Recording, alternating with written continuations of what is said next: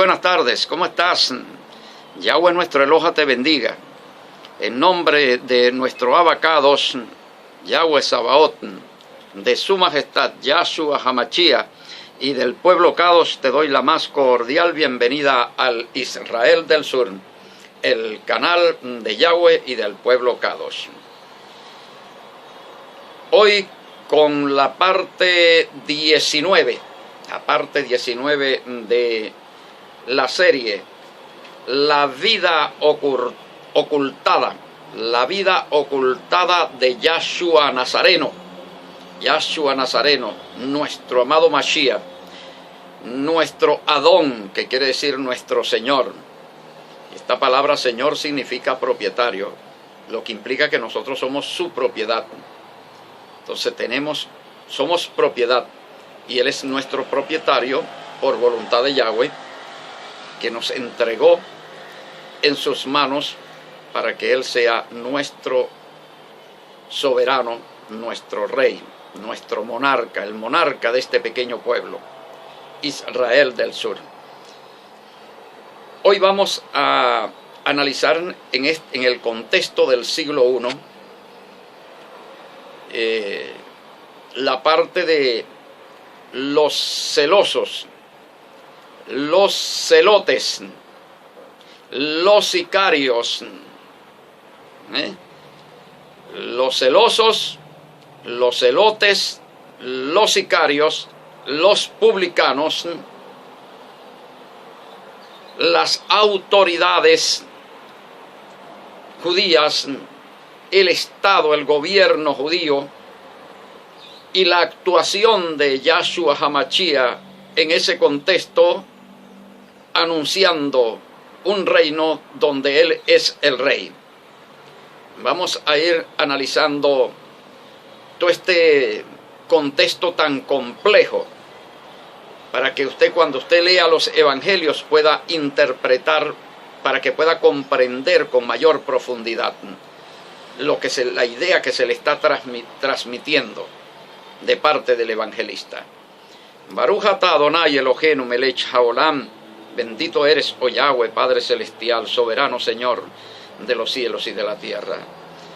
Padre, te pido en estos momentos, Señor, tu inspiración, la inspiración de tu Ruach HaKodesh, de tu Santo Espíritu, para trasladarme, Señor, en el Espíritu hasta allá, Señor, hasta aquel contexto, Padre, donde se dieron todos aquellos acontecimientos que derivaron, Señor, con aquel terrible asesinato que procuraba evitar el nacimiento y el crecimiento de tu reino, Señor. La derrota, Señor, derrotarlo a usted y derrotar su ideal, su proyecto, Señor, procuraba aquel crimen, Señor, aquel regicidio. Pero que, Padre, usted como soberano, Señor, mediante obra poderosa y milagrosa, levantó al que el Estado y el gobierno declararon culpable. Usted lo levantó de entre los muertos, para mostrarle al Estado su poder, para mostrarle la injusticia del Estado romano, del Estado judío, para presentar a aquel ser como inocente totalmente y su crimen como el más abominable de los crímenes cometidos por el género humano, Señor. Le pido que me inspire, Señor, que coloque palabras en mi boca, que el oyente pueda comprender, Señor, y de esta manera también llegar a entender su actuación en este momento de la historia acá en América, Señor. Que la historia se repite, se está repitiendo, Señor. Y los poderes de Satanás, sus poderes políticos, Señor, comienzan a reaccionar frente al anuncio, el mismo anuncio, el nacimiento del reino, el crecimiento del reino de Dios acá en América, y que ese reino se llama Israel, Israel del Sur, el pueblo Kadosh, fundado allá en el siglo I por Yahshua Hamashia. Gracias, Padre. Amén. Amén. Amén. Bien, vamos a Matillahu capítulo 21, la autoridad de Yahshua la autoridad de Yahshua. Cuando vino al templo, verso 23, cuando vino al templo, los principales sacerdotes y los ancianos del pueblo se acercaron a él mientras enseñaba y le dijeron: ¿con qué autoridad haces estas cosas? ¿Y quién te dio esta autoridad? ¿Quién te dio esta autoridad? O sea, ¿quién te envió a ti? Se acercaron a él los principales sacerdotes, sacerdotes príncipes. Principales en ese caso son príncipes. Príncipes equivalen a sumos sacerdotes. Los sumos sacerdotes, no uno, sino todos, porque en ese momento, aunque uno era el que ejercía ese año, todos los que anteriormente habían sido sumos sacerdotes otros años constituían todos como especie de un gremio, como especie de una asociación, de una élite, y esa élite eran los amos del poder político, del poder económico. Esa élite eran los amos de la nación, los que se habían apoderado de la nación. Son los que Yahshua HaMashiach denomina los labradores malvados. Los labradores malvados. Que en segundo lugar, después de ellos, vienen los ancianos. ¿Quiénes son los ancianos? Los ancianos son los representantes del pueblo, representantes de las 12 tribus de Israel. Viene siendo como un gobierno parlamentario, como un parlamento, como una asamblea nacional que tiene una autoridad paralela al sumo sacerdocio. Es una, como digamos, una asamblea que en este contexto sería parecida a la asamblea legislativa, donde se tomaban las decisiones por votación y todos ellos tenían que estar en conocimiento de la ley de Yahweh, para dar su voto o su opinión desde la ley, porque no podía ser fuera de la ley tampoco de Yahweh. Y ellos trataban de torcer la ley, de acomodar la ley a los intereses suyos. Y vemos cómo aparecen delante de Yahshua HaMashiach, aparecen los dos grupos unidos, los principales sacerdotes, la familia de los sumos sacerdotes, la élite aristocrática de ese Israel socio del imperio, junto con los ancianos, con los representantes del pueblo, con los diputados, podemos decir, los diputados, ¿no? El ejecutivo y el legislativo, algo parecido a este contexto, pero allá desde lo político-religioso, porque en ese contexto, mis queridos hermanos y hermanas, usted que abre su Biblia, usted está tratando de entender todas esas historias, esos relatos que aparecen allí en los evangelios. Usted está tratando de comprenderlos con una mente del siglo XXI, donde la política y la religión están separadas totalmente y no tiene nada que ver supuestamente la religión con la política ni la política con la religión. En el contexto de Israel, no. En ese contexto, no. En ese contexto, la religión y la política se entienden como una sola cosa. Lo que es religioso tiene que ver con lo político y lo político tiene que ver con lo religioso. lo político afecta a lo religioso y todo lo religioso afecta a lo político. De esa forma se entiende, porque no hay separación entre política y religión en el contexto de un Israel teocrático, digámoslo de esa forma desde la palabra griega. Y Roma, que es una república democrática que en su constitución tenía un artículo que le daba legalidad a la dictadura constitucional, concentrar los poderes en manos del Ejecutivo mientras se solventaba una situación de crisis nacional. Y de ahí surgieron los grandes emperadores despóticos, las bestias. En ese Roma, la religión también está asociada a la política y a la política a la religión, de tal manera que cualquier elemento de la política afecta a la religión y cualquier elemento de la religión afecta a la política, porque Roma es pagana. En ese contexto, el emperador es el hijo de Zeus, o sea, el hijo de Dios, del dios pagano, por supuesto, ¿no?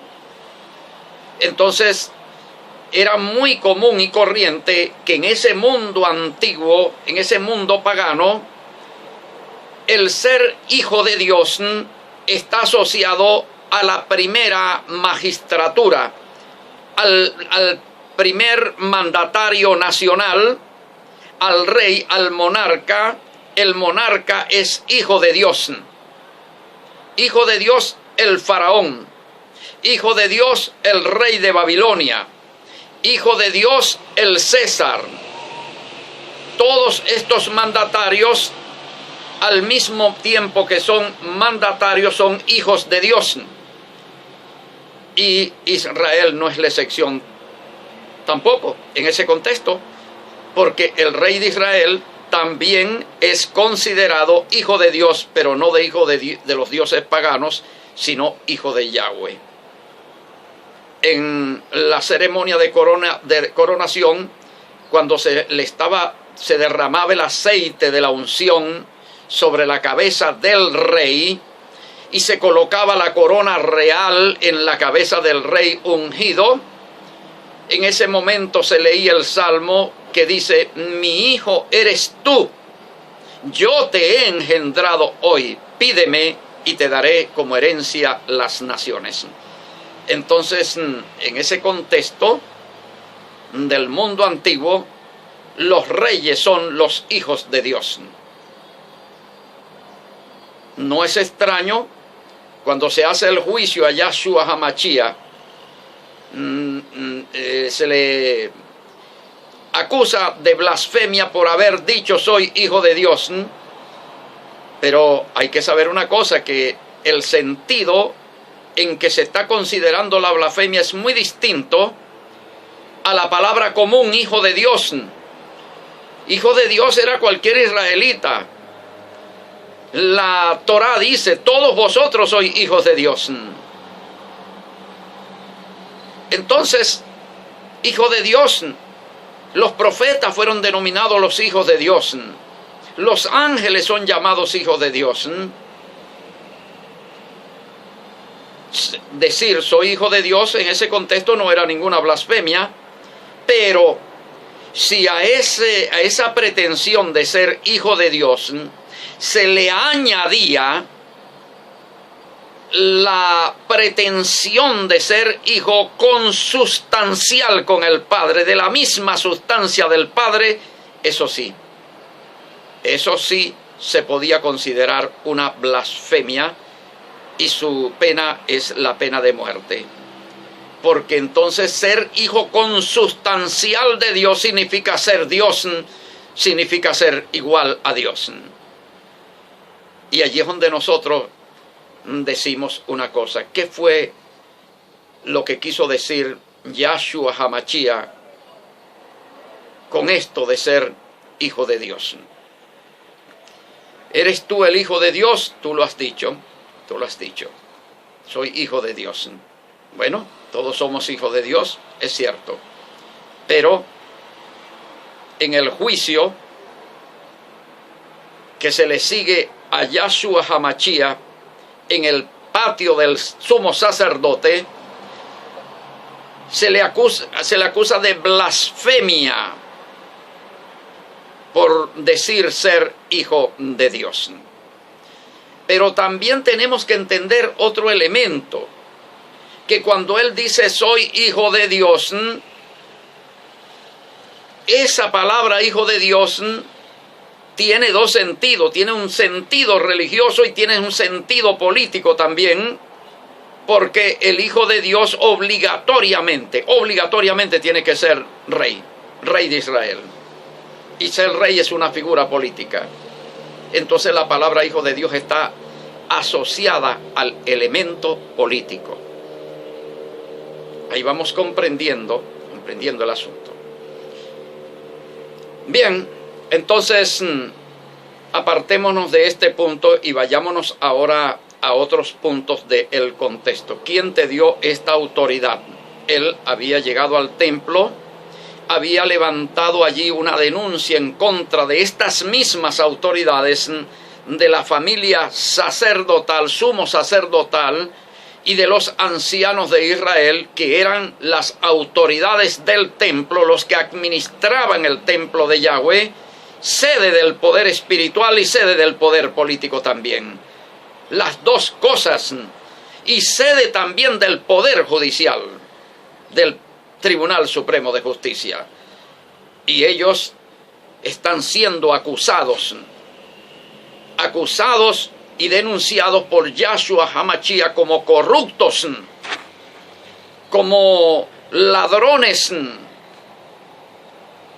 de estar practicando la corrupción política, porque ese centro allí, ese templo no es solamente el templo espiritual, es también el templo de las leyes, es también el templo del poder temporal, del poder político sobre una nación santa. Y ellos habían convertido ese centro del poder, lo habían convertido en una guarida de delincuentes, de malandros, de bachaqueros, de ladrones, de corruptos, lo habían convertido.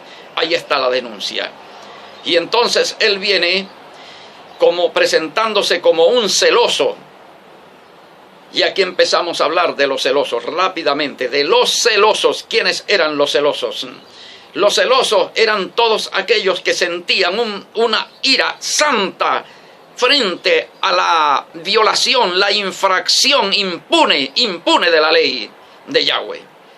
Entonces vemos ahí en el caso de Fines, que se ganó un ministerio sacerdotal eterno de parte de Yahweh por su celo, porque cuando Fines vio que un judío se metía en su carpa a tener relaciones con una mujer idólatra, con una mujer pagana, contribuyendo a la corrupción idolátrica del pueblo, asociando cuando Yahweh había dicho en la ley y había dado el mandamiento, el principio jurídico: no entregarás tus hijos a sus hijas, ni tomarás sus hijas para tus hijos, para que no te pervierta, para que no te lleve detrás de los ídolos.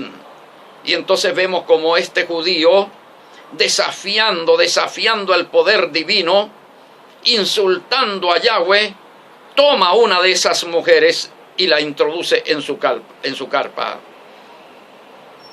Y entonces Fines, en un arrebato de celo por Yahweh y por la ley, toma una lanza, entra en la carpa, y cuando están haciendo la relación, los atraviesa a los dos con la lanza y los mata. Y de esta manera muestra un celo por la ley, un celo por Yahweh.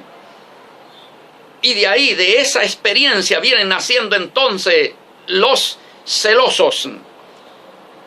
Y de esos celosos vemos otro sacerdote, el sacerdote Matatías, que se llena de indignación igual que Fines cuando ve que un israelita va llevando una ofrenda para sacrificarle en un altar pagano, por miedo, por adulación al imperio griego y a Antíoco Epífanes IV.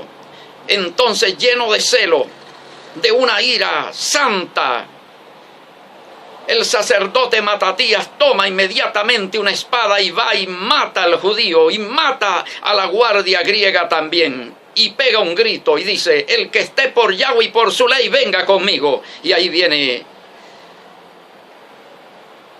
esa experiencia que da nacimiento luego a un movimiento llamado los celosos, los que no permiten la infracción y actúan inmediatamente. Y así se presenta, de esa forma se presenta Yahshua en el templo, lleno de celo, lleno de ira santa al ver la corrupción que tienen estas autoridades, convirtiendo el templo de las leyes santas en una casa de mercado, en un vulgar mercado. Y no solamente mercado, sino también de especulación, de robo descarado al pueblo con los cambistas. Entonces él voltea las mesas de los cambistas con todo el dinero que está allí. Hace un látigo con cuerdas, comienza a echar los animales, a liberar a las palomas, a sacar de allí a todos los animales que están en venta para el sacrificio. Lleno de celo. Allí tenemos la figura de un Fines y de un Matatías. Y entonces se retira al Monte de los Olivos, y luego el día siguiente regresa para instruir al pueblo en la ley de Yahweh, para dirigir la enseñanza al pueblo en el templo.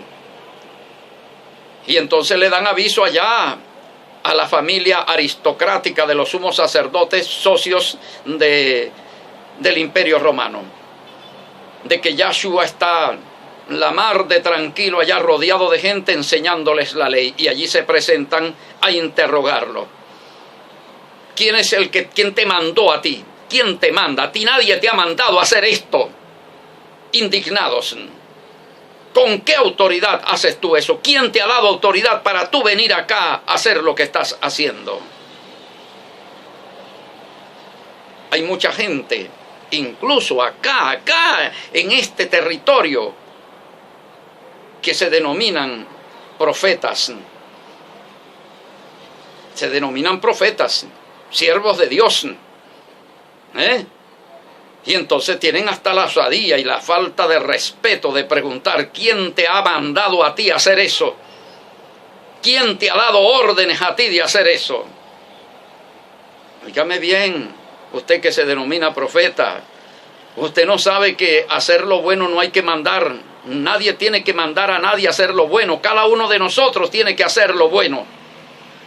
Porque el que sabe hacer lo bueno y no lo hace, entonces le es tomado por infracción de la ley, que es lo que significa la palabra latina pecado. Infracción de la ley. No hay que mandar a quitar la basura, botar la basura, no hay. Uno por conciencia tiene que botarla. Uno por conciencia tiene que hacer lo bueno. Acá en este canal se está haciendo lo bueno, se está haciendo lo correcto, se está haciendo lo justo. Y yo no tengo que escuchar una voz del cielo, una voz audible como un trueno que diga: yo te he enviado a hacer eso, hazlo, que es lo que creen estos señores que tiene que ser. No, no es así. Y no es así también en el caso de Yahshua HaMashiach. Si nosotros estudiamos bien el Mashiach judío, el Mashiach nazareno, cuando yo estoy refiriendo allá de aquel jovencito adolescente que presenció aquel terrible drama de la destrucción de la ciudad de Séfari, aquella ciudad que fue destruida por las tropas romanas, todo el terrorismo, toda la destrucción que hicieron las tropas romanas como respuesta al levantamiento mesiánico de Judas Galileo. Eso lo presenció Yahshua HaMashiach. Y yo, desde todo lo que he estudiado, desde todo lo que he investigado, sé que aquel jovencito en aquel momento viendo aquello, su alma por dentro se estremeció de celo santo por su nación, por su pueblo, de celo de Yahweh Sabaoth.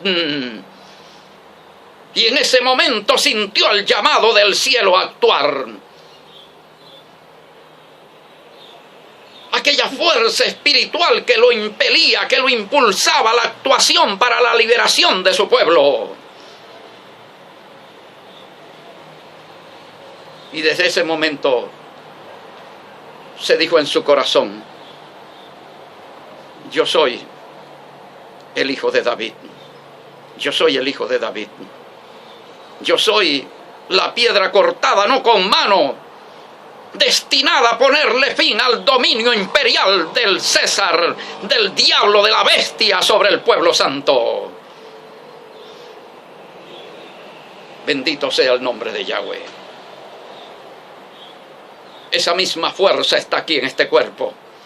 Esa misma fuerza que me impele a mí a actuar. Ese llamado celestial a contribuir con la victoria de Yahweh, con la victoria del reino de nuestra majestad Yahshua HaMashiach. Contribuir.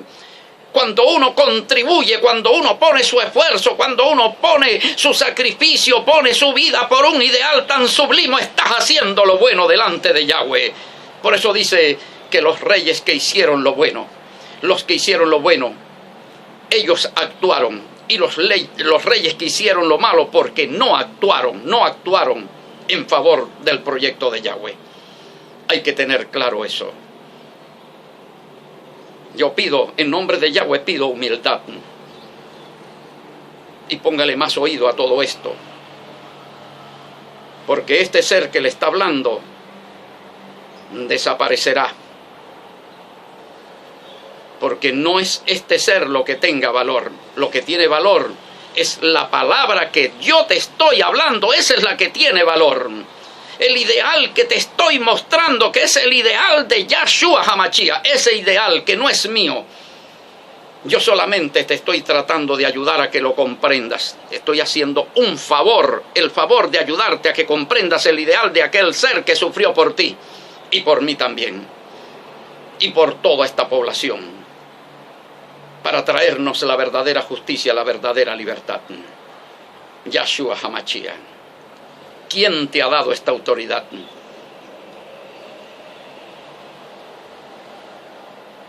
La familia sumo sacerdotal y los ancianos. Voy a finalizar, porque en la parte 20 continúa con la parte, estamos metidos en los celosos. Yahshua se cuenta como uno de los celosos, de esa misma línea de los celosos que actúan, que no son pasivos frente a la injusticia, frente al imperio del diablo, no permanecen pasivos, sino que actúan. Yo no sé si tú actúas, si sientes en tu vida la necesidad de actuar, de colaborar con Yahweh, con su proyecto, con su justicia, con hacer la voluntad de Yahweh, no con hablarla, no con enseñarla, sino con hacerla. Con convertirla en realidad, con convertirla en vida, convertirla en sociedad, convertirla en pueblo, convertirla en nación. No sé si sientes ese llamado de Yahweh, o si lo único que tú sientes nada más es buscar el día a día, la comida para ir sobreviviendo allí, para ir sobreviviendo. La angustia por las necesidades diarias de la vida y todas las glorias del reino no tienen ningún valor para ti. No tienen ninguna importancia. No sé si es así. Yahweh permita de que no lo sea.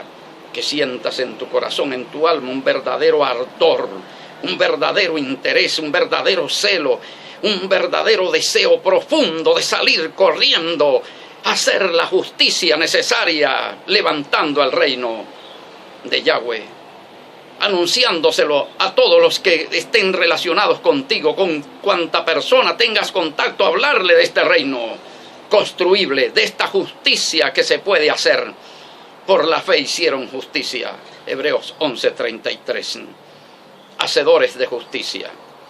Entonces, mis queridos hermanos y hermanas, Tenemos un celoso frente a las autoridades.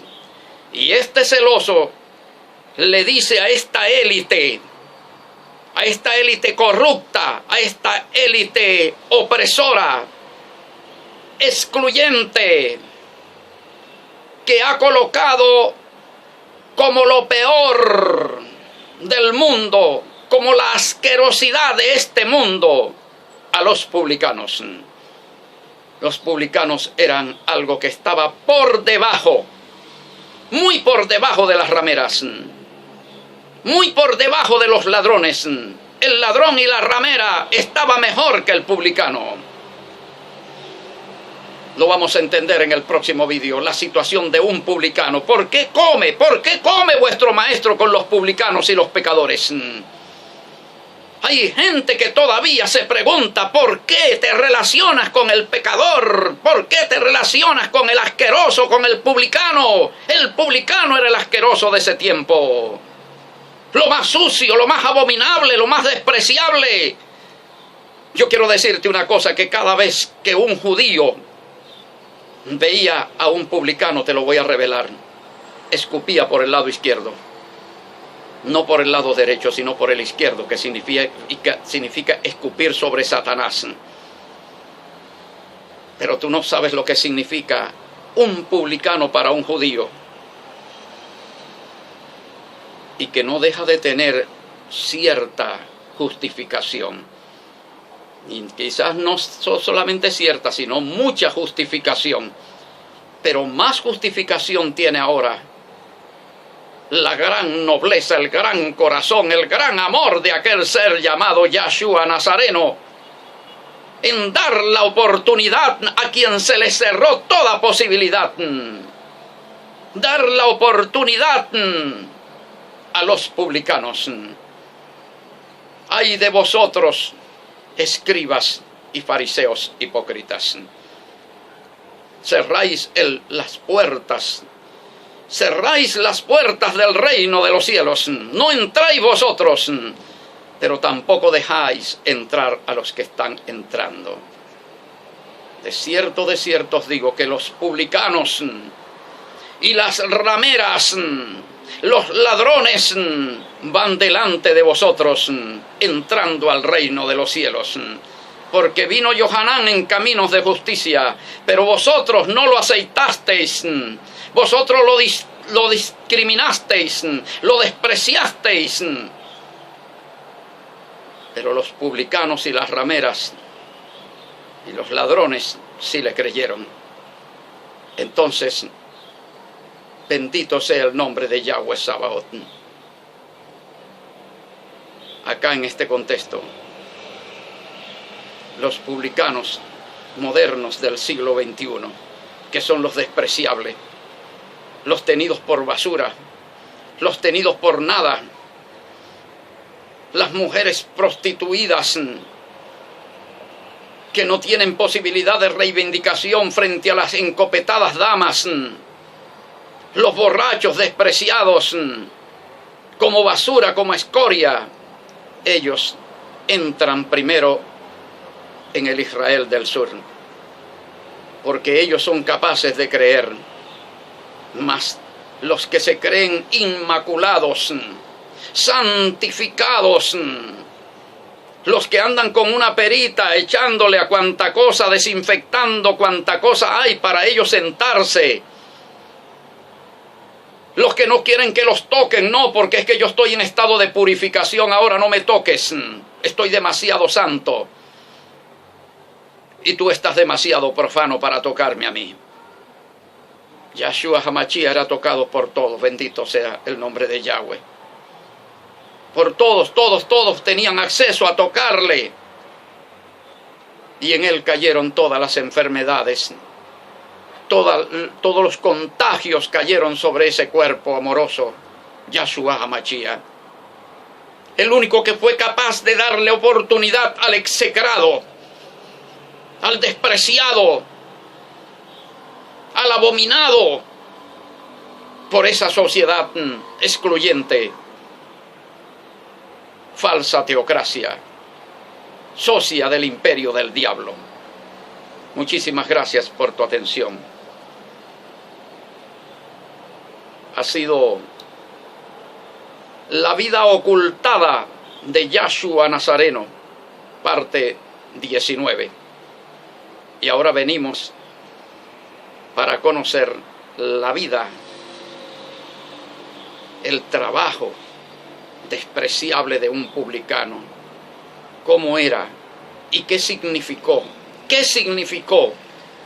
¿Qué escándalo significó la relación entre Yahshua Nazareno y los publicanos? ¿Cuál fue la magnitud de ese escándalo? ¿Y qué tanto afectó su carrera, su prestigio, el relacionarse con este tipo de gente? Será hasta una próxima oportunidad. Gracias por suscribirte y activar la campanita para que te llegue el próximo vídeo de esta serie, La vida ocultada de Yahshua Nazareno.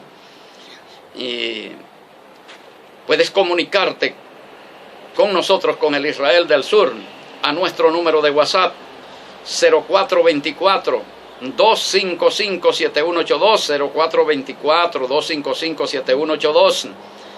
Ya de una vez, comunícate, pide la bandera Kadosh, la bandera símbolo de nuestra nación, para que te identifiques como israelita del sur en tu perfil de Facebook, de Twitter, de Instagram o de WhatsApp. También el mapa Kadosh, puedes pedirlo. Ya pronto, ya va a salir, a punto de salir, la obra El Israel en América, en PDF. También la Constitución Nacional de esta nación que van haciendo el Israel del Sur, también va a estarse ofreciendo en preventa. Ya se está ofreciendo en preventa estas dos obras, y una novela que trae la vida de un hombre, el trabajo de un hombre, su pensamiento político, espiritual, místico, lo que ha sido su experiencia de vida. Una vida pasada que murió totalmente. Una vida pasada. Un hombre que ya no existe en estos momentos. Y una vida presente. La vida presente de un hombre que quiere vivir, pero que quiere vivir única y exclusivamente para cumplir un tiempo y una misión. Sembrar el reino de Yahweh en América. Sembrar el reino de Yahweh en América, para que nazca con poder y para que de esta forma surja la justicia divina, el reino de Yahweh y de su majestad Yahshua HaMashiach. Todo este esfuerzo va dirigido hacia allá, esta nueva vida que usted tiene enfrente, este nuevo hombre. Odiado por unos y amado por otros. Perseguido por unos y protegido por otros. David ben Abraham, ahora hijo de Yahweh también. Saludos y bendiciones. Yahweh te bendiga y te guarde. Yahweh haga resplandecer su rostro sobre ti. Yahweh alce sobre ti su rostro. Tenga de ti misericordia y ponga en ti shalom. Besos y abrazos santos. Hasta pronto.